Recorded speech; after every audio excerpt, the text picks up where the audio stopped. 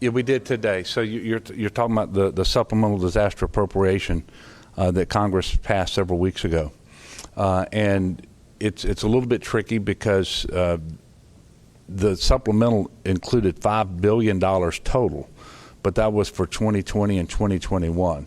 But the way they did it, there was a $1.61 billion floor for all of the storms of 2020, which includes Southwest Louisiana, Laura, and Delta.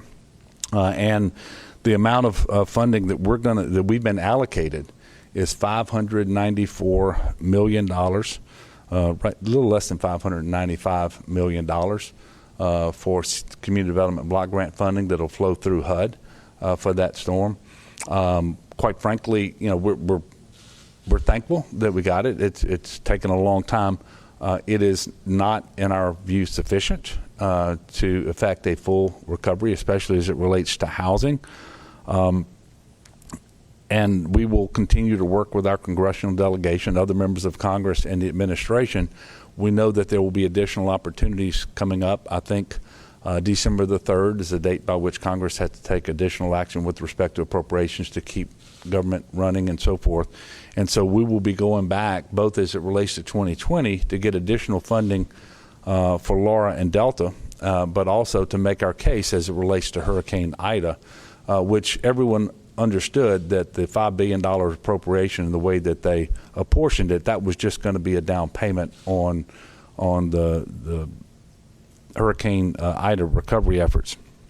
I do want to make sure that everyone understands the allocation was announced today. That is not money in our bank account. And in fact, HUD still has yet to issue the Federal Register notice, which contains the rules pursuant to which we have to design our program. And we will do that with a state action plan that we then have to send to HUD, get that approved, and upon that approval, that funding will be available.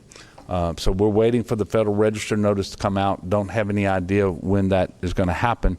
I can tell you we are already drafting a state action plan so that we can very quickly submit one to the federal government, to HUD, once the Federal Register notice goes out. We continue to work with all the local leaders as well. And what I can assure the people here in Louisiana and the folks around the country and in Washington, we will do everything we can with the money we're given to make sure that there is a complete and robust recovery. But it will be very challenging to do that with $595 million for Hurricanes Laura and Delta, given the unmet housing need alone exceeds that considerably. So we've got some more work to do. Yes.